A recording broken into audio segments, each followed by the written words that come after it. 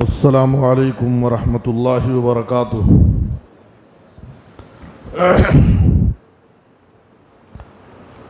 ان الحمد للہ نحمده ونستعینه ونستغفره ونعوذ باللہ من شرور انفسنا ومن سیئات اعمالنا،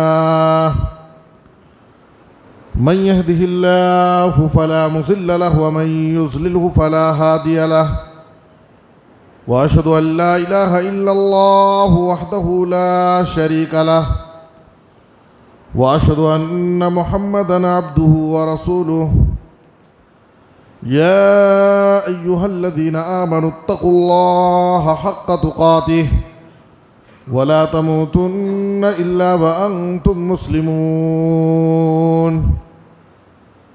يا أيها الناس اتقوا ربكم الذي خلقكم من نفس واحدة وخلق منها زوجها وبث منهما رجالا كثيرا ونساء، واتقوا الله الذي تساءلون به والأرحام إن الله كان عليكم رقيبا۔ يا أيها الذين آمنوا اتقوا الله وقولوا قولا سديدا يصلح لكم أعمالكم ويغفر لكم ذنوبكم، ومن يطع الله ورسوله فقد فاز فوزا عظيما۔ أما بعد فإن خير الحديث كتاب الله، وأحسن الهدي هدي محمد صلى الله عليه وسلم، وشر الأمور محدثاتها، وكل محدثة بدعة، وكل بدعة ضلالة، وكل ضلالة في النار۔ أعوذ بالله من الشيطان الرجيم، بسم الله الرحمن الرحيم۔ ونضع الموازين القسط ليوم القيامة فلا تظلم نفس شيئا وإن كان مثقال حبة من خردل أتينا بها وكفى بنا حاسبين۔ سبحانك لا علم لنا إلا ما علمتنا إنك أنت العليم الحكيم۔ رب اشرح لي صدري ويسر لي أمري واحلل عقدة من لساني يفقهوا قولي، رب زدنی علما۔ ہر قسم کی حمد و ثنا، تعریف و ستائش، بڑائی اور بزرگی، عظمت و کبریائی صرف اللہ رب العالمین کے لیے لائق اور زیبا ہے۔ درود و سلام ہو ہم سب کے آخری نبی جناب محمد الرسول اللہ صلی اللہ علیہ وسلم پر۔ محترم حضرات و خواتین، نوجوانوں، عزیز بچوں، آج آپ حضرات کے سامنے آخرت کا ایک بڑا ہی مشکل ترین مرحلہ، میزان رحمان، اللہ رب العالمین کا ترازو، جو قیامت کے دن اللہ تعالیٰ ترازو قائم کرے گا، وہ بھی انصاف کا ترازو، اور ہر ایک کو انصاف اس دن دلایا جائے گا۔ دنیا میں ہمیں ہمارا حق ملے نہ ملے، ہمارے ساتھ ناانصافی ہو جائے، ہم پر ظلم ہو، یہ دنیا ہے۔ دنیا کی عدالتوں میں کچھ بھی ہو سکتا ہے، لیکن اللہ کی عدالت میں ہمیں اس بات پر پورا یقین اور بھروسہ ہونا چاہیے کہ وہاں کسی پر ذرہ برابر بھی ظلم نہیں ہوگا، وہاں کسی کے ساتھ ناانصافی نہیں ہوگی، وہاں ہر ایک کو اس کا حق دیا جائے گا۔ اس پر ہمارا یقین ہونا چاہیے۔ آج اسی کے تعلق سے کچھ باتیں آپ کے سامنے عرض کرنی ہیں۔ اللہ ہم سب کو کتاب و سنت کی باتیں سننے، سمجھنے اور اس پر عمل کرنے کی توفیق عطا فرمائے۔ آمین۔ محترم حضرات، سب سے پہلے میں آپ کو اور خواتین کو سب کو یہ واضح کرنا چاہتا ہوں کہ جمعہ کا خطبہ یہ کان لگا کر غور سے سننا ہے۔ یہ جمعہ کے خطبے ٹائم پاس کے لیے دیگر پروگراموں اور اجتماعات کی طرح نہیں ہوتے ہیں۔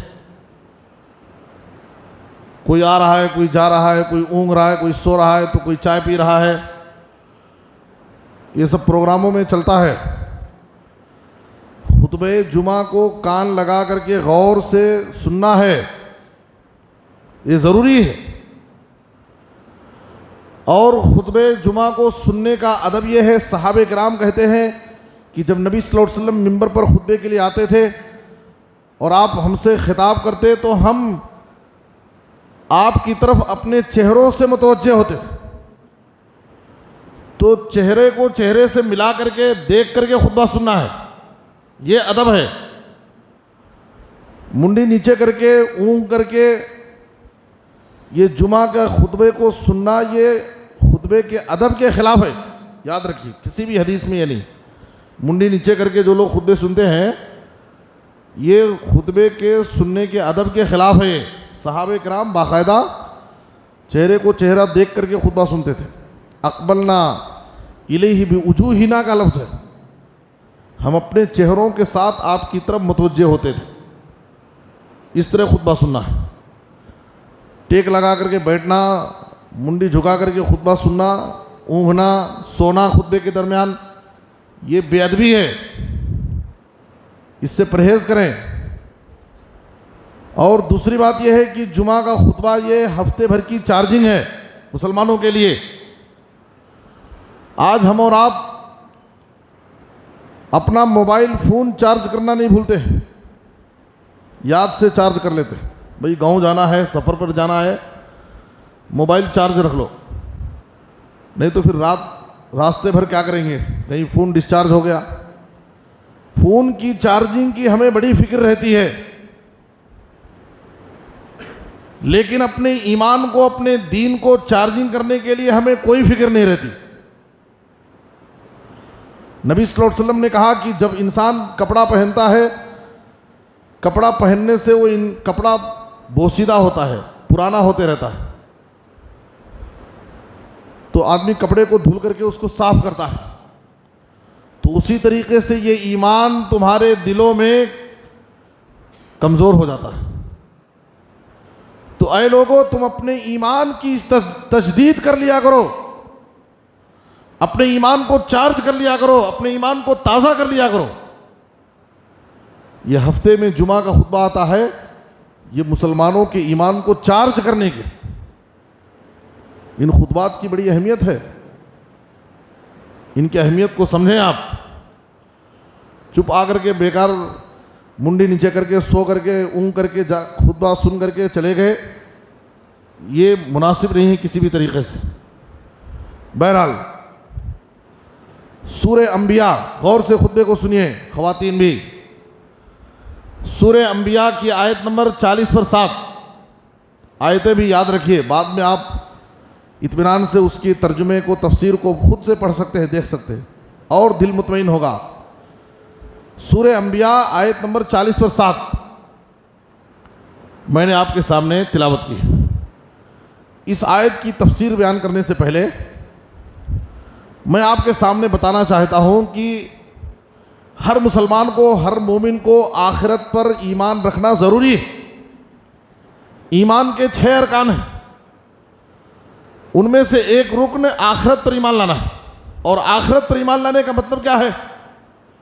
آخرت پر ایمان لانے کا مطلب یہ ہے کہ ایک دن ہم کو مرنا ہے، موت برحق، مرنے کے بعد پھر خبر کی زندگی برحق، وہاں سزا بھی ہے اور جزا بھی ہے، ہمارے ساتھ آرام بھی ہے، تکلیف بھی ہے، اس کے عمل کے مطابق۔ پھر ایک دن خبر سے زندہ کر کے ہم سب کو اٹھایا جائے گا، قیامت قائم ہوگی، حساب و کتاب ہوگا، اللہ کے سامنے ہمیں اکیلے تنے تنہا کھڑا ہونا ہے۔ بیچ میں ہمارا کوئی ترجمان نہیں رہے گا، وہاں اللہ کے پاس سب کو اکیلے اللہ کے پاس کھڑا ہونا۔ اللہ ہم سے سوالات کرے گا، حساب و کتاب لے گا، اور جو کچھ ہم اپنی زندگی میں کیے ہیں ہمارے اعمال کو ترازو میں وزن کیا جائے گا، وزن کیا جائے گا، اور یہی ہمارا موضوع ہے۔ اللہ تعالیٰ ترازو رکھے گا اور ترازو میں ہمارے اعمال وزن کیے جائیں گے، نام اعمال تقسیم ہوگا، پل صراط کے اوپر سے گزرنا پڑے گا، جنت جہنم برحق ہے۔ یہ ساری باتوں پر ایمان لانے کا نام آخرت ہے، اور یہ ایمان ضروری ہے۔ آخرت پر جتنا ہمارا پختہ ایمان اور یقین ہوگا، ہماری زندگی گزارنے کا سلیقہ اور طریقہ اتنا الگ ہوگا۔ آخرت پر ایمان جس کا جتنا کمزور ہوتا ہے اس کا عمل اتنا کمزور ہوتا ہے۔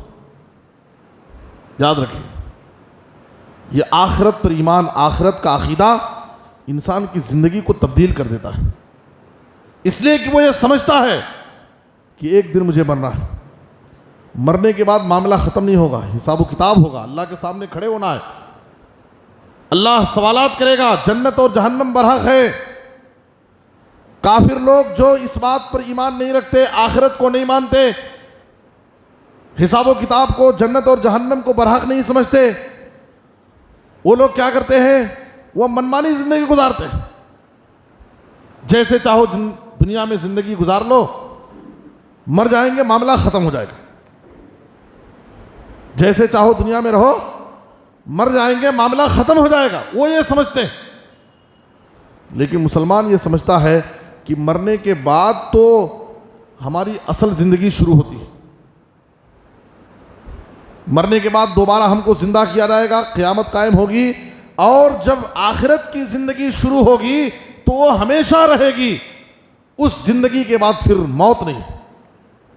جو جنت میں وہ ہمیشہ جنت میں، جو جہنم میں وہ جہنم میں، موت کو بھی موت۔ میرے بزرگ اور دوستو، ام المومنین عائشہ صدیقہ رضی اللہ تعالیٰ عنہا، ایک دن ابو داؤد کی حدیث ہے، اور شیخ البانی رحمۃ اللہ علیہ نے اس حدیث کی سند میں انقطاع کی وجہ سے اس کو ضعیف قرار دیا ہے سند کے اعتبار سے۔ ام المومنین عائشہ صدیقہ رضی اللہ تعالیٰ عنہا ایک دن نبی صلی اللہ علیہ وسلم کے پاس بیٹھی ہوئی رونے لگیں۔ نبی صلی اللہ علیہ وسلم نے کہا، عائشہ ما یبکی، کیا بات ہے کہ تم رو رہی ہو، کیا تکلیف ہے؟ عائشہ رضی اللہ تعالیٰ عنہا نے کہا، ذکرت النار فبکیت، اے اللہ کے رسول، میں نے جہنم کے عذاب کو، جہنم کی آگ کو یاد کیا، اور جہنم کی آگ کو یاد کر کے میں رونے لگی۔ اور رونے کی اصل وجہ یہ ہے، ہل تذکرون اہلیکم یوم القیامہ، اے اللہ کے رسول، آپ دنیا میں آپ ہمیں اتنا یاد کرتے ہیں، اتنا ہم سے لاڈ اور پیار کرتے ہیں، ہم کو اتنا چاہتے ہیں، لیکن اے اللہ کے رسول، کیا آخرت میں بھی آپ اپنی فیملی کو یاد رکھیں گے یا بھول جائیں گے؟ یہ سوچ رہی ہیں۔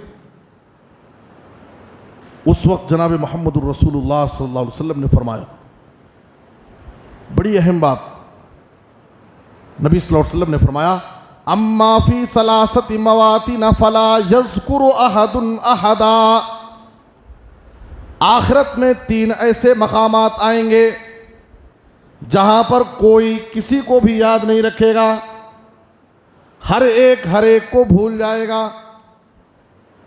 یہ 3 بڑے مشکل مقام آئیں گے جہاں سے ہر شخص کو گزرنا ہے، اور یہ 3 مقامات ایسے مشکل مقام ہوں گے جہاں ہر ایک کو بھول جائے گا، وہاں ہر ایک کو اپنی فکر لگے۔ اما فی ثلاثت مواطن فلا یذکر احد احدا، اے عائشہ، آخرت میں 3 ایسے مقامات آئیں گے جہاں کوئی کسی کو بھی یاد نہیں رکھے گا، ہر ایک کو بھول جائے گا، ہر ایک کو اپنی فکر لگی ہوگی۔ وہ 3 مقامات کیا ہیں؟ عند المیزان حتی یعلم اَيَخِفُّ مِيزَانُهُ أَمْ يَثْقُلُ، جب اللہ تعالیٰ ترازو قائم کرے گا میزان کے پاس، ہر شخص کو اپنی فکر لگی ہوگی کہ میرا نام اعمال وزنی ہوگا یا ہلکا ہوگا. میرے نام اعمال کو، میری نیکیوں کو ترازو میں رکھ کر وزن کیا جائے گا. جب وزن کیا جائے گا اس وقت ہر ایک کو اپنی فکر لگی ہوگی، پتہ نہیں میری نیکیاں وزنی ہوں گی یا ہلکی ہوں گی. اس وقت کوئی کسی کو بھی یاد نہیں رکھے، ہر ایک کو اپنی فکر ہوگی. کیوں؟ اس لیے کہ اگر فَأَمَّا مَنْ ثَقُلَتْ مَوَازِينُهُ فَهُوَ فِي عِيشَةٍ رَاضِيَةٍ وَأَمَّا مَنْ خَفَّتْ مَوَازِينُهُ فَأُمُّهُ هَاوِيَةٌ وَمَا أَدْرَاكَ مَا هِيَ نَارٌ حَامِيَةٌ. اس لیے کہ قرآن میں اللہ سورہ خاریہ میں کیا فرماتا ہے؟ جب ہمارے نام اعمال وزن کیے جائیں گے، ترازو میں ہماری نیکیاں وزن کی جائیں گی، اگر ہماری نیکیوں کا پڑھا وزنی ہوگا تو سمجھیے کہ ہم کامیاب ہو گئے، ہم جنتی ہیں. وہ آدمی آرام کی زندگی میں رہے گا. نیکیوں کا پڑھا اگر وزنی ہو گیا تو سمجھیے کہ کامیاب. لیکن اگر ہماری نیکیوں کا پڑھا ہلکا پڑ گیا تو ہمارا ٹھکانہ جہنم ہے، دہکتی اور بھڑکتی ہوئی آگ میں ہم کو ڈال دیا جائے. میرے بزرگ اور دوستو، یہ میزان ہے. میزان آخرت کا ایک ایسا مرحلہ ہے کہ وہاں ہر ایک کو اپنی فکر لگی ہو، کوئی کسی کو یاد نہیں رکھے. دوسرا مقام، جب رزلٹ تقسیم ہوگا، نام اعمال کسی کو سیدھے ہاتھ میں تو کسی کو بائیں ہاتھ میں.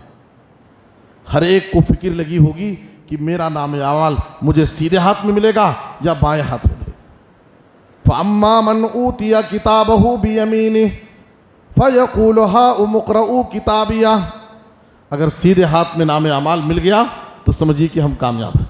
آدمی خوش ہو جائے گا، ہر ایک کو دکھاتا پھرے گا، لو میرا نام اعمال پڑھ لو، وہ جنتی ہوگا. لیکن اگر اس کا نام اعمال اس کے بائیں ہاتھ میں مل گیا تو سمجھیے کہ وہ ناکام ہے. وہ افسوس کرے گا، پریشان ہوگا، کہے گا اے کاش مجھے میرا نام اعمال نہ دیا گیا ہوتا، اے کاش موت کے بعد مجھے دوبارہ زندہ نہ کیا گیا ہوتا. افسوس کرے گا اور کہے گا ما اغنا انی مالیہ ہلک انی سلطانیہ. دنیا میں انسان اپنی دو چیزوں پر بڑا غرور کرتا ہے، ایک اپنے مال پر اور دوسرے اپنے عہدے پر. مال اور عہدہ انسان کے لیے دنیا میں بہت بڑی طاقت، اور آخرت میں انسان انہی چیزوں پر افسوس کرے گا اور کہے گا مجھے میرا مال فائدہ نہیں دیا، مجھے میرا عہدہ فائدہ نہیں دیا. میرے بزرگوں دوستوں، یہ دوسرا مقام ہوگا. اور تیسرا مقام، جب پل صراط کے اوپر سے گزرنا پڑے گا. پل صراط یہ سر کے بال سے زیادہ باریک اور تلوار کی دھار سے زیادہ تیز، جسے جہنم کے اوپر، جہنم کے گڑھے پر رکھا جائے. یہ بریج ایسی خطرناک بریج ہے، جہنم کے گڑھے پر یہ بریج ہوگی. اور کیسی بریج؟ بال سے زیادہ باریک، تلوار کی دھار سے زیادہ تیز. اللہ. اور سورہ مریم کی آیت نمبر 71 اور 72 میں اللہ فرماتا ہے وَإِن مِّنكُمْ إِلَّا وَارِدُهَا كَانَ عَلَىٰ رَبِّكَ حَتْمًا مَّقْضِيًّا ثُمَّ نُنَجِّي الَّذِينَ اتَّقَوْا وَنَذَرُ الظَّالِمِينَ فِيهَا جِثِيًّا. اللہ فرماتا ہے اے لوگو، اے دنیا والو سنو، تم میں سے ہر شخص کو پل صراط کے اوپر سے گزرنا، کوئی نہیں بچے گا، ہر ایک کو پل صراط کے اوپر سے گزرنا ہے، اور ہر ایک اپنے عمل کے مطابق گزرے گا. نبی صلی اللہ علیہ وسلم نے حدیث کے اندر کہا وَمِنْهُمْ مَنْ يَمُرُّ كَالْبَرْقِ وَمِنْهُمْ مَنْ يَمُرُّ كَالرِّيحِ. بعض لوگ بجلی کی طرح، بعض لوگ ہواؤں کی طرح، بعض لوگ سواری کی طرح، کوئی گرتے گراتے بچتے بچاتے کسی طرح سے نکل جائے گا، اور کچھ لوگ ہوں گے قدم رکھیں گے تو جہنم کے گڑھے میں گر جائیں گے، اور نیچے جہنم کی جہنم کا گڑھا کیسا؟ 70 سال کی مسافت کی گہری جہنم ہو. اس جہنم کے گڑھے میں اگر ایک پتھر گرایا جائے تو 70 سال کے بعد اس کے گڑھے میں وہ پتھر گرے گا. ویسی گہری جہنم نیچے ہے اور اس کے اوپر یہ برج ہے، پل صراط. اللہ فرماتا ہے ثم ننجی الذین اتقوا ونذر الظالمین فیہا جثیا. جو ایمان والے بندے ہوں گے، متقی بندے ہوں گے، پرہیزگار لوگ ہوں گے، ہم ان کو ان کے ایمان اور تقوی کی وجہ سے بچا لیں گے. اور جو ظالم کافر اور مشرک ہوں گے، منافق ہوں گے، گنہگار ہوں گے، نافرمان ہوں گے، وہ اوندھا منہ کر کے اس جہنم کے گڑھے میں گرا دیے جائیں گے. میرے بزرگ اور دوستو، پتہ کیا چلا؟ یہ آخرت کے 3 بڑے سخت مرحلے، بہت مشکل مقام آخرت کا. ان میں سے ایک مقام کیا ہے؟ میزان. جب اللہ تعالیٰ ترازو رکھے گا اور ترازو میں ہماری زندگی کے سارے اعمال اس میں وزن کیے جائیں گے. ترازو کے 2 پلڑے ہوں گے اور اس میں ہماری نیکیاں، ہمارے گناہ وزن کیے جائیں گے. میرے بزرگ اور دوستو، سنن ترمذی کی ایک حدیث ہے، جناب محمد الرسول اللہ صلی اللہ علیہ وسلم نے فرمایا کل قیامت کے دن ایک شخص کو لایا جائے گا سارے لوگوں کے سامنے، بڑا گنہگار انسان. اس کے گناہ 99 پر 9 رجسٹروں میں لکھے ہوں گے. اللہ، 99 رجسٹر ہوں گے اس کے گناہوں کے. اور ایک رجسٹر آپ کو پتا ہے کتنا؟ وہ کل سجل مثل مد البصر. ایک رجسٹر تا حد نگاہ، جہاں تک ہماری نگاہ پہنچ سکتی ہے اتنا بڑا ایک رجسٹر ہوگا. ویسے کتنے رجسٹر ہوں گے؟ 99 رجسٹروں میں اس بندے کے گناہ لکھے ہوں. اللہ کے سامنے حاضر ہوگا، اس کے رجسٹر رکھے جائیں گے. اللہ اس بندے سے سوال کرے گا اتنکر من ھذا شیئا، اے بندے بتا کیا ان گناہوں میں سے کسی گناہ کا تو انکار کر سکتا ہے؟ اظلمک کتبتی الحافظون، اے بندے بتا ان گناہوں کو لکھنے میں میرے فرشتوں نے کیا تیرے اوپر کوئی ظلم تو نہیں کیا ہے؟ یہ سب تیرے ہی گناہ ہیں. وہ بندہ اقرار کرے گا اے اللہ یہ سب میرے گناہ ہیں، میرے اوپر فرشتوں نے کوئی ظلم نہیں کیا ہے، سب میرے گناہ میں ہی کیا. اللہ کہے گا کیا تیرے پاس کوئی عذر اور بہانہ ہے؟ آج میرے پاس اپنے آپ کو عذاب سے بچانے کے لیے تو کوئی عذر پیش کر سکتا ہے؟ وہ کہے گا کہ نہیں اللہ، یہ سب میرے گناہ ہیں. اللہ کہے گا تیری میرے پاس ایک نیکی ہے، اور وہ نیکی کیا ہوگی؟ ایک بطاقہ، ایک کارڈ اللہ نکالے گا اور اس کارڈ پر اس کا کلمہ لکھا ہوگا اشہد ان لا الہ الا اللہ واشہد ان محمدن عبدہ ورسولہ. جو زندگی میں اس نے کلمہ پڑھا تھا، اللہ کی توحید کی گواہی دیا تھا، نبی کی نبوت اور رسالت کا اقرار کیا تھا، وہ کلمہ اس کارڈ پر، اس پیپر پر لکھا ہوگا. اللہ اس کے ہاتھ میں دے گا یہ کارڈ لے اور یہ اپنے گناہوں کے 99 رجسٹر اٹھا، اور یہ ترازو ہے، اس ترازو کے پاس جا، ترازو کے ایک پلڑے میں اپنے گناہوں کے 99 رجسٹر کو رکھ، اور ترازو کے دوسرے پلڑے میں یہ کلمہ توحید کا پیپر، یہ کارڈ رکھ. وہ بندہ تعجب سے سوال کرے گا اور کہے گا یا رب ما هذه البطاقہ مع هذه السجلات. اے اللہ، ایک طرف گناہوں کا 99 رجسٹر اور دوسری طرف ایک چھوٹا کارڈ، ایک پیپر. وزن کرنے کی ضرورت کیا ہے؟ یہ تو وزن پتا پہلے سے معلوم، کیا کروں میں؟ اللہ کہے گا وزن کر. ترازو کے ایک پلڑے میں 99 گناہوں کا رجسٹر اور دوسرے پلڑے میں وہ چھوٹا پیپر رکھ. میرے بزرگ اور دوستو، نبی صلی اللہ علیہ وسلم نے کہا جب وہ اس میں رکھے گا، وہ لا الہ الا اللہ والا کارڈ، وہ پیپر والا جو پڑھ رہا ہوگا وہ وزنی ہو جائے گا، وہ وزنی ہو جائے گا، اور گناہوں کا پڑھنا ہلکا پڑ جائے گا. نبی صلی اللہ علیہ وسلم نے کہا وَلَا يَثْقُلُ مَعَ اسْمِ اللَّهِ شَيْءٌ، یاد رکھو اللہ کے نام سے زیادہ وزنی چیز کوئی نہیں ہو سکتی۔ یہ توحید کی برکت ہے میرے بزرگوں۔ آج جو ہم توحید کا اقرار کیے ہیں، توحید والے ہیں، یہ توحید کی نعمت کو معمولی نعمت مت سمجھو۔ یہ توحید ہماری آخرت کی کامیابی کا ذریعہ، اسی توحید کے ذریعے آخرت میں ہم جہنم کی آگ سے بچیں، اور اسی توحید کے ذریعے ہمیں آخرت میں جنت نصیب ہو۔ مرتے دم تک اس توحید پر قائم رہو اور اس توحید کی حفاظت کرو میرے بزرگوں دوستو۔ یہ توحید دنیا کی نعمتوں میں سب سے بڑی نعمت ہے، سب سے بڑی دولت ہے۔ تمہارا سب کچھ لٹ جائے، ضائع ہو جائے، برباد ہو جائے، کوئی پرواہ نہیں، لیکن اپنے ایمان کو، اپنے توحید کو بچا کے رکھو، سنبھال کے رکھو۔ یہ بہت بڑی چیز۔ آج کتنے لوگ ہیں دنیا کے معمولی فائدے کے لیے اپنا ایمان بیچ دیتے ہیں، توحید اور عقیدے میں سمجھوتا کر لیتے ہیں، ادھر بھی جھک رہے ہیں، ادھر بھی جھک رہے ہیں، یہاں بھی سجدے، وہاں بھی سجدے، یہاں بھی ہاتھ پھیلا رہے ہیں، وہاں بھی جا کر کے ہاتھ پھیلا رہے ہیں۔ میرے بزرگوں دوستو، ایک مسلمان، ایک مومن اور ایک موحد کا ہاتھ صرف رب کے دربار میں اٹھتا ہے، اس کی پیشانی صرف رب کے سامنے جھکتی۔ اس توحید کی نعمت کو سمجھو اور اس کو سنبھالو، زندگی کی آخری سانس تک اس توحید پر قائم رہو۔ وَلَا تَمُوتُنَّ إِلَّا وَأَنْتُمْ مُسْلِمُونَ۔ میرے بزرگوں اور دوستو، قیامت کے دن انصاف کا ترازو اللہ قائم کرے گا۔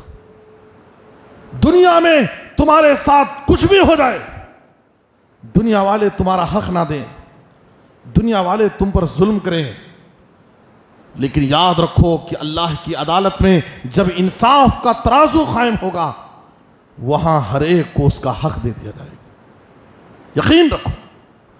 سورہ انبیاء کی آیت نمبر 40 پر 7 پڑھیے، اللہ کیا فرماتا ہے؟ وَنَزَعُ الْمَوَازِينَ الْقِسْطَ لِيَوْمِ الْقِيَامَةِ فَلَا تُظْلَمُ نَفْسٌ شَيْئًا۔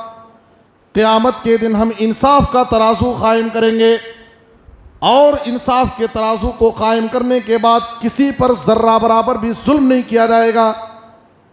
وہاں کسی پر ظلم نہیں ہوگا۔ دنیا کی عدالتوں میں آپ کو انصاف ملے نہ ملے، لیکن اللہ کی عدالت میں ضرور انصاف ملے گا۔ وہاں ظلم نہیں ہوگا، کسی پر ظلم نہیں ہوگا۔ اور اللہ کی قدرت کتنی عظیم ہے میرے بزرگوں اور دوستو۔ اللہ فرماتا ہے وَإِنْ كَانَ مِثْقَالَ حَبَّةٍ مِّنْ خَرْدَلٍ أَتَيْنَا بِهَا وَكَفَى بِنَا حَاسِبِينَ۔ رائی کے دانے کے برابر، رائی کے دانے کے برابر بھی اگر تم نے اپنی زندگی میں کوئی عمل کیا ہوگا، ہم اسے بھی لائیں گے تمہارے سامنے۔ کتنی عجیب قدرت ہے اللہ کی میرے بزرگوں اور دوستو۔ رائی، وہ ہم کھانے میں مسالے میں رایا بولتے ہیں نا، رایا، سرسوں، وہی رایا، معمولی چھوٹا دانہ۔ ایک دانے کو اگر آپ پکڑنا چاہیں تو پکڑنا مشکل ہے، ہاتھ میں لینا مشکل۔ اللہ کی قدرت کتنی عظیم ہے کہ رائی کے دانے کے برابر بھی اگر ہم نے اپنی زندگی میں کوئی نیکی کی ہے، کوئی گناہ کیا ہے، اللہ اسے بھی ہمارے سامنے حاضر۔ اور رائی تو رائی ہے، اس سے بھی بڑی چیز سورہ زلزال میں اللہ فرماتا ہے فَمَن يَعْمَلْ مِثْقَالَ ذَرَّةٍ خَيْرًا يَرَهُ وَمَن يَعْمَلْ مِثْقَالَ ذَرَّةٍ شَرًّا يَرَهُ۔ رائی تو رائی ہے، وہ دکھتا ہے، اسے ہم پکڑ سکتے ہیں، ہاتھ میں کم سے کم کوشش کر کے لے سکتے ہیں، لیکن وہ ذرہ، کھڑکی کے راستے سے روشنی میں جو ذرے نظر آتے ہیں، صرف دکھائی دیتے ہیں، اگر آپ اس کو پکڑنا چاہیں، دیکھنا چاہیں ہاتھ میں لے کر کے تو نہیں دیکھ سکتے۔ وہ ذرے ہیں جو کھڑکی کی طرف سے روشنی آتی ہے، اس روشنی میں جو ذرے نظر آتے ہیں، چھوٹے چھوٹے ذرے، وہ ذرہ ہے۔ اللہ کی قدرت دیکھو، اللہ فرماتا ہے اے لوگو، تم نے اپنی زندگی میں اگر ذرہ برابر بھی نیکی کی ہے، تم اسے بھی دیکھو گے۔ ذرہ برابر اگر تم نے کوئی گناہ کیا ہے، اللہ اسے بھی پیش کرے گا تمہارے ساتھ۔ تم اللہ کی پکڑ سے نہیں بچ سکتے۔ دن کے اجالے میں، رات کے اندھیرے میں، لوگوں کے سامنے، بند کمرے میں، پہاڑ کے دامن میں، سمندر کی گہرائی میں، کہیں بھی جا کر کے چھپ کر کے تم گناہ کر لو، اللہ اس کو تمہارے سامنے حاضر کرنے پر قادر ہے۔ یہ اللہ کی قدرت ہے میرے بزرگ۔ سورہ کہف، جمعہ کے دن سورہ کہف پڑھ لیا کرو۔ جمعہ کے دن سورہ کہف کی تلاوت کرنا سنت ہے۔ اگلے ہفتے تک آپ اللہ کے نور میں رہیں گے، اللہ کی مدد میں رہیں گے، اللہ آپ کی حفاظت کرے گا۔ سورہ کہف کی ایک آیت 40/9، سورہ کہف کی آیت نمبر 40/9 میں اللہ کیا فرماتا ہے؟ وَأُوذِيَ الْكِتَابَ فَتَرَى الْمُجْرِمِينَ مُشْفِقِينَ مِمَّا فِيهِ وَيَقُولُونَ يَا وَيْلَتَنَا مَا لِهَذَا الْكِتَابِ لَا يُغَادِرُ صَغِيرَةً وَلَا كَبِيرَةً إِلَّا أَحْصَاهَا وَوَجَدُوا مَا عَمِلُوا حَاضِرًا وَلَا يَظْلِمُ رَبُّكَ أَحَدًا۔ قیامت کے دن ہمارا نام اعمال جس کتاب زندگی میں ہماری زندگی کے سارے نام اعمال، ساری نیکیاں، سارے گناہ اس رجسٹر میں لکھے ہوں گے، وہ رجسٹر ہمارے سامنے رکھ دیا جائے گا۔ لو پڑھ لو، تمہاری زندگی میں تم کیا کیا کر کے آئے ہو سب دیکھ لو، اس کتاب میں لکھا ہوا۔ انسان دیکھے گا اپنا نام اعمال، وہ رجسٹر اٹھا کر دیکھے گا، افسوس کرے گا اور کہے گا ما لہذا الکتاب لا یغادر صغیرۃ ولا کبیرہ۔ یہ کیسا نام اعمال ہے، یہ کیسا رجسٹر ہے، میری زندگی کے چھوٹے گناہ اور بڑے گناہ کسی کو بھی نہیں چھوڑا۔ چھوٹے سے چھوٹا گناہ جو میں چھپ کر کے بند کمرے میں کیا ہوں وہ بھی اس میں لکھا ہوا ہے، جو بازار میں لوگوں کے سامنے جو گناہ کیا وہ بھی اس میں لکھا ہوا ہے۔ میری زندگی کا کچھ بھی اس میں نہیں بچا، سب اس میں لکھا۔ افسوس کرے گا انسان۔ اللہ نے کہا یاد رکھو ولا یظلم ربک احدا، تیرا رب آخرت میں کسی پر ذرہ برابر بھی ظلم نہیں کرے گا۔ اللہ کی عدالت میں کسی پر ذرہ برابر بھی ظلم نہیں ہے۔ صحیح مسلم کی حدیث میں جناب محمد الرسول اللہ صلی اللہ علیہ وسلم نے فرمایا من اقتطع حق امرئ مسلم بیمینہ فقد اوجب اللہ لہ النار وحرم علیہ الجنہ۔ اگر کسی نے جھوٹ بول کر کے، دھوکہ دے کر کے، جھوٹی قسم کھا کر کے، فراڈ کر کے اگر کسی نے کسی کا مال ہڑپ لیا ہے، دبا لیا ہے، مار لیا ہے، تو کیا ہوگا؟ اللہ ایسے حرام خور انسان پر جہنم کو واجب کر دیا، جنت اس پر حرام کر دی۔ جب یہ حدیث صحابہ نے سنی، ایک صحابی نے اٹھ کر سوال کیا وَإِن كَانَ شَيْئًا يَسِيرًا یا رسول اللہ، اے اللہ کے رسول، اگر کوئی معمولی چیز بھی اگر کسی نے کسی کا ناحق لے لیا ہوگا، معمولی چیز، تو کیا اس کے لیے بھی یہی سزا ہے کہ اس پر جنت حرام اور جہنم اس کے لیے واجب؟ میرے بزرگوں اور دوستو، نبی صلی اللہ علیہ وسلم نے کیا کہا؟ یہی ایک لفظ یاد کر کے آج خطبے میں جاؤ۔ نبی صلی اللہ علیہ وسلم نے کہا تم معمولی بات کر رہے ہو، اگرچہ مسواک کی ایک کاڑی ہی کیوں نہ، وَإِن قَضِيبًا مِّنْ أَرَاقَ کا لفظ، اگرچہ مسواک کی ایک کاڑی ہی کیوں نہ، اگر اتنا معمولی چیز بھی تم نے ناحق جھوٹ بول کر، دھوکہ دے کر کسی کا ہڑپ لیا ہے تو تمہارے لیے جہنم واجب، جنت حرام۔ صحیح مسلم کتاب الایمان کی حدیث ہے۔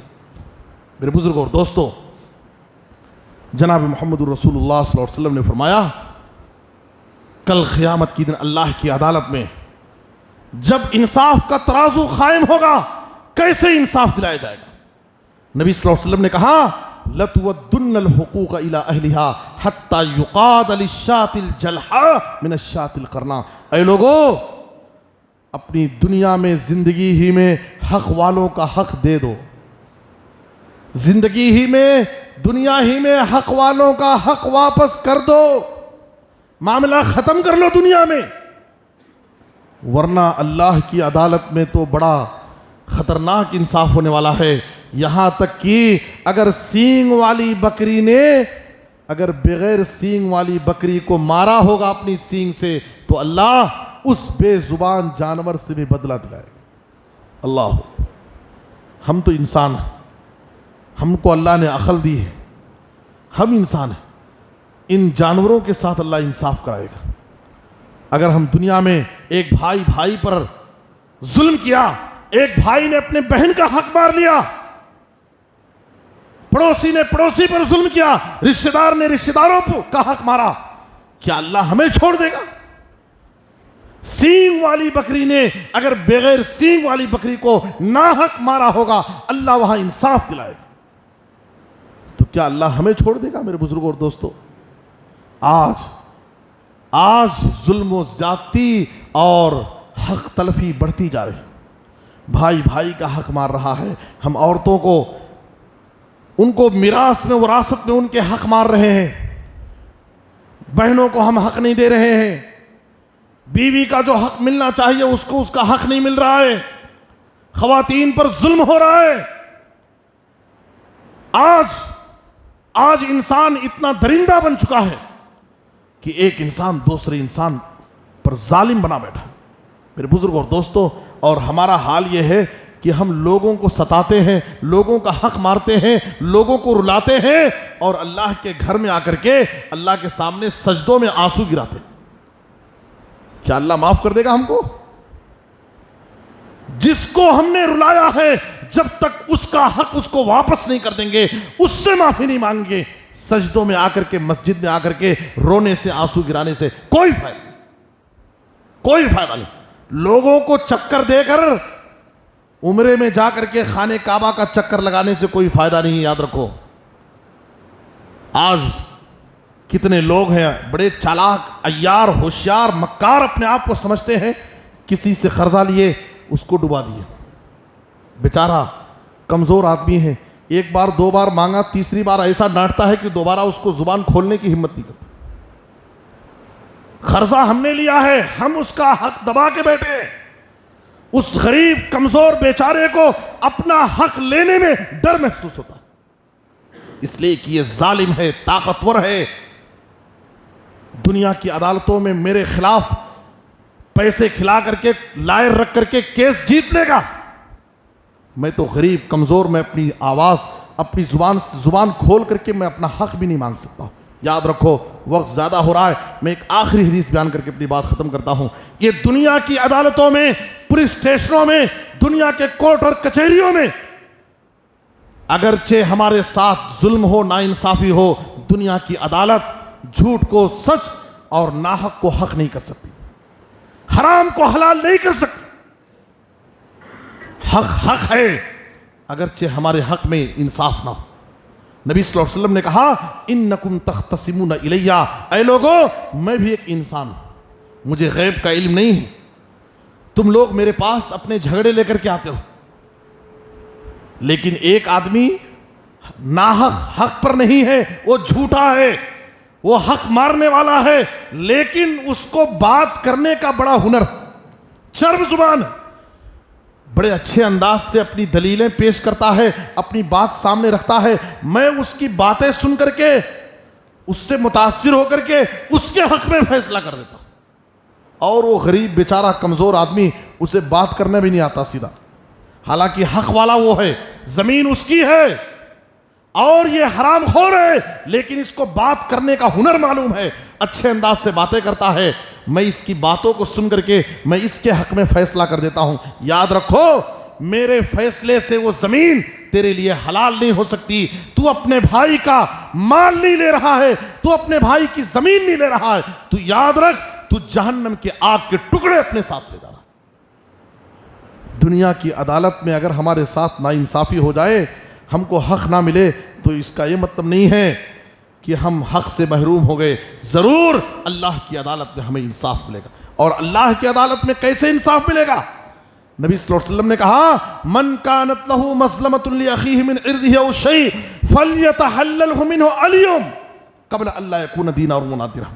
دنیا میں اگر کسی کا تم نے حق مارا ہے، کسی کی بے عزتی کی ہے، کسی پر ظلم کیا ہے، تو آج ہی معافی تلافی کر لو، آج ہی معافی تلافی کر لو، ختم کر لو، اس کا حق واپس کر لو، معافی مانگ لو۔ قیامت کا دن آنے سے پہلے وہاں تمہارے پاس زمین نہیں ہوگی، مال نہیں ہوگا، روپے اور پیسے نہیں ہوں گے اس کا حق واپس کرنے کے لیے، تمہاری نیکیاں ہوں گی، تم نے جس کا حق مارا ہوگا تمہاری نیکیاں اس کو دی جائیں گی، تمہارے ظلم کے بقدر جتنا تم نے اس کا حق مارا ہے اس کے برابر اللہ تعالیٰ تمہاری نیکیوں کو اس کو دے گا. نیکیاں اگر تمہاری ختم ہو گئی اللہ اس مظلوم بندے کے گناہوں کو تیرے اوپر لاد دے گا. میرے بزرگ اور دوستو، انسان نیکیاں رہ کر کے بھی گھسیٹ کر کے فرشتے اس کو جہنم میں داخل کریں گے، اس لیے کہ دنیا میں یہ لوگوں کا حق مارتا تھا. ہمارے نبی جناب محمد الرسول اللہ صلی اللہ علیہ وسلم مرض الموت میں ہیں. وفات سے 5 دن پہلے بدھ کا دن ہے، چہارشنبہ کا دن ہے. نبی صلی اللہ علیہ وسلم کو بہت زیادہ سخت بخار ہے. بخار کی وجہ سے آپ بار بار بے ہوش ہو جا رہے ہیں، اٹھ نہیں پا رہے ہیں. نبی صلی اللہ علیہ وسلم نے صحابہ سے کہا 7 کنویں سے 7 گھڑے پانی لا کر کے میرے جسم پر بہاؤ تاکہ میرے بخار میں کچھ افاقہ ہو، آرام ہو. میں صحابہ کو کچھ وصیت کرنا چاہتا ہوں. آپ کے جسم پر 7 کنویں کے 7 گھڑے پانی لا کر ڈالے گئے. نبی صلی اللہ علیہ وسلم نے کہا بس کرو، اب مجھے آرام محسوس ہو رہا ہے. آپ مسجد میں گئے، منبر پر آئے، نبی صلی اللہ علیہ وسلم نے صحابہ سے خطاب کیا. آپ نے کہا وفات کے 5 دن پہلے نبی صلی اللہ علیہ وسلم اپنی امت کو خبر پرستی سے ڈرا رہے ہیں. لعن اللہ الیہود والنصارى اتخذوا قبور انبیائہم مساجدا. اللہ یہود اور نصارہ پر لعنت کرے، انہوں نے اپنے نبیوں کی خبروں کو سجدہ گاہ درگاہ بنا لی. نبی نے اپنے امت سے کہا اے لوگو، تم میری خبر کو درگاہ نہیں بنانا، اور اللہ سے دعا مانگی اے اللہ میری قبر کو بت پرستی کا، درگاہ کا، مزار کا جگہ نہ بنا. اس کے بعد نبی صلی اللہ علیہ وسلم نے اپنے آپ کو قصاص کے لیے پیش کیا. وہ نبی جس نبی نے اپنی زندگی میں اپنی ذات سے کبھی کسی کو تکلیف نہیں دی، کبھی کسی کو تکلیف نہیں دی. جانی دشمنوں کو آپ نے معاف کیا ہے. کبھی آپ نے اپنی ذات سے کسی کو تکلیف نہیں دی، کسی کو گالی نہیں دی، کسی کو برا نہیں کہا. وہ نبی کو اللہ کے سامنے کھڑے ہونے کا اتنا ڈر ہے کہ لوگوں سے کہتے ہیں کہ اے لوگو، اگر میں نے دنیا میں ناحق کسی کی پیٹھ پر کوڑے مارے ہیں میں حاضر ہوں، مجھ سے تم بدلہ لے لو اور آخرت میں اللہ کی پکڑ سے مجھے بچا لو. اے لوگو، دنیا میں اگر میں نے کسی کی بے عزتی کی ہے میں حاضر ہوں تمہارے سامنے، مجھ سے تم بدلہ لے لو، آخرت میں اللہ کی پکڑ سے بچا لو. اے لوگو، اگر میرا کسی سے کچھ لین دین باقی ہے اٹھ کر کے مجھ سے مانگ لو، میں آخرت میں اللہ کی عذاب سے بچ جاؤں. ایک آدمی کھڑا ہوتا ہے، اس نے کہا اللہ کے رسول آپ مجھے 3 درہم دینا ہے. نبی صلی اللہ علیہ وسلم نے فضل بن عباس سے کہا فضل بن عباس میری طرف سے اس بندے کو 3 درہم دے دو. میرے نبی کو حساب و کتاب کی اتنی فکر ہے. میرے بزرگوں اور دوستوں، ہم اس دنیا سے اس حال میں جائیں کہ ہم نے کسی کا حق نہ مارا ہو، کسی پر ظلم نہ کیا ہو، کسی کا دل نہ دکھایا ہو، کسی کو تکلیف نہ دیا ہو. یاد رکھو دنیا میں تمہاری طاقت کی وجہ سے، تمہارے وحدے کی وجہ سے تم کمزوروں کو ستا سکتے ہو، لوگوں پر ظلم کر سکتے ہو، لیکن اللہ کی عدالت میں جہاں انصاف کا ترازو قائم ہوگا وہاں کسی کا حق نہیں مارا جائے گا، ہر ایک کے ساتھ انصاف ہوگا، کسی پر ظلم نہیں ہوگا.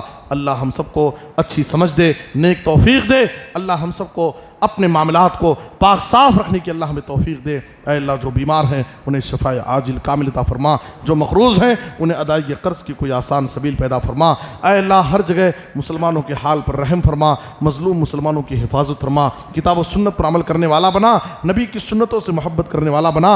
اے اللہ جب خاتمہ ہو تو خاتمہ بالخیر، کلمہ توحید پر وفات دے. آمین.